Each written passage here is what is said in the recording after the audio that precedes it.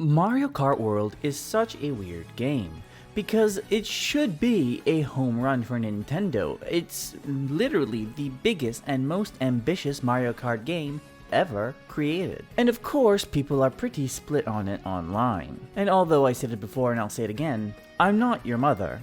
And I'm not here to try to change your mind. But in today's video, I'd like to share my personal perspective on the game in hopes that it can kind of maybe clear up a few things. First, let's start off by looking at some of the things people have been feeling more mixed about. First off, the roster. Mario Kart World does boast itself as having a huge roster, and absolutely, factually, it's undisputable that Mario Kart World has one of the biggest rosters ever in a Mario Kart game. However, although there are some really, the typical characters, you got your Marios, your Bowsers, your Rosalinas, but it does include some, I would say, comedic characters, such as Cow. Like, everybody loves Cow. It was one of those characters that it makes no sense to have, but then you also have a bunch of characters that are, kind of just feel like filler. Like, for instance, I'm not saying that there's no fandom here, but I promise you the fandom for Snowman from Super Mario 64 is probably pretty small. But at the same time, I don't want anyone to talk ill about my precious little Stingby, and I'm sure there's at least one person out there that is saying the exact same thing about the Snowman. Another very common complaint I heard is a lot of people saying that they feel like the controls just act a little weird in this game, and I won't deny it is kind of true, but it's not necessarily as bad as people make it out to be. But then another thing is that the open world feels a little empty, as in there's not that much to do in it.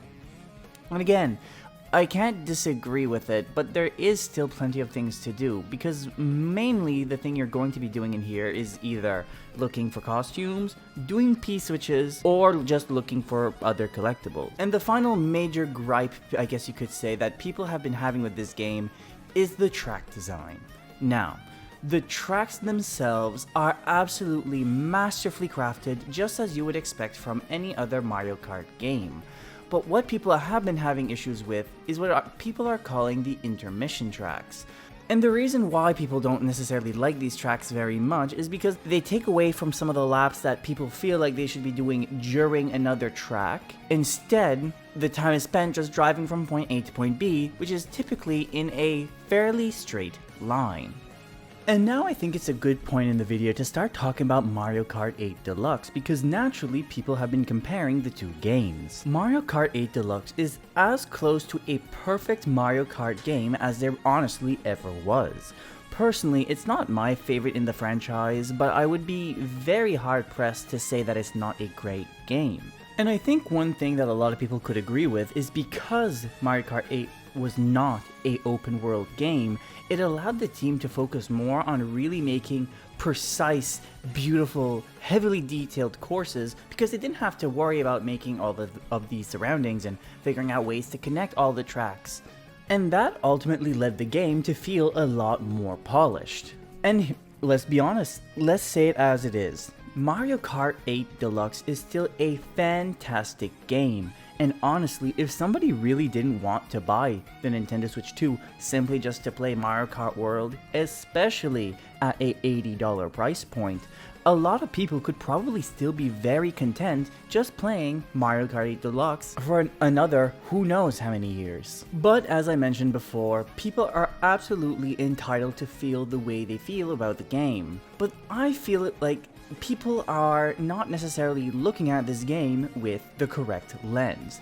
Let me explain, but first a little message. If this is your first time here, hey, my name's Acadrien and I post weekly Nintendo videos just like this. So if that sounds like something you would enjoy, I would greatly appreciate it if you would simply consider to like and subscribe. And without further ado, let's go right back into the video. As I already kind of foreshadowed, I do believe a lot of people have been looking at Mario Kart World in the wrong lens. And I want to start by talking about two things, but first of all, the open world. First, people have been very upset about the open world, feeling like it has, not that much to do in it. But what I think people need to realize is they didn't necessarily make this world to be explored. It's more of what I see as a tacked on kind of side mode, because they made this world to be a racing world, but since the world existed, they kind of just said, hey, let's let people be able to explore this world to their heart's content. And these P-switches is basically just a bunch of tutorials on how you can kind of navigate the world. And honestly, it's just practice for people to bring into the real races. Now that we kind of established what the open world really is, we need to start thinking about why this game even exists to begin with, because obviously, like, the easy answer is just to say, oh well, they need a new Mario Kart game for the Nintendo Switch 2. To which, you know, absolutely fair. It's true, we do need a new game in the series. It's been forever since we had the last installment. But as I mentioned, Mario Kart 8 Deluxe is a fantastic game that still holds up to this day. It's not like we're getting rid of it because it's a bad game, it's very far from that. But you need to think about who is Nintendo's competitors in the kart racing, you know, genre of games. And although there are some, you know, you could point out to Sonic Racing or even Crash Racing, but there's no game that necessarily achieves the same level of magic as Mario Kart. But the Switch 2 is backwards compatible, so the biggest competitor to Mario Kart World, honestly, is Mario Kart 8 Deluxe. They can't just make another Mario Kart 8 Deluxe, because why would you even bother buying a second one when you can just get Mario Kart 8 Deluxe for, you know, $10 cheaper. So although I do understand people's frustration and, you know, how they feel kind of disappointed that they did kind of shake the formula of Mario Kart, you know, substantially enough, I do think it was quite necessary, because it really does have to differentiate itself from Mario Kart 8 Deluxe, and I think it does that very well. There's exclusive modes to this one, there's different characters in this one. They both offer a kart racing experience, but in two different fonts, if that makes sense. And I think another thing is, I know a lot of people have been saying, like I mentioned before, that there are some tracks that are lackluster, such as the intermission tracks. I still feel like it's still too early to completely judge the game. But that's, again, just me personally, because I did notice a lot of these straightaways do have a lot of ramps or telephone wires you can grind on the side. It's just, if you're only exclusively going on the track, you're kind of playing this game wrong, because driving in this game almost feels optional. And of course, there's always that $80 game debacle, but I didn't feel like going into it too much today. But yeah, with all that being said, I want to hear from you. What are your honest opinions on Mario Kart World? Let me know down in the comments below.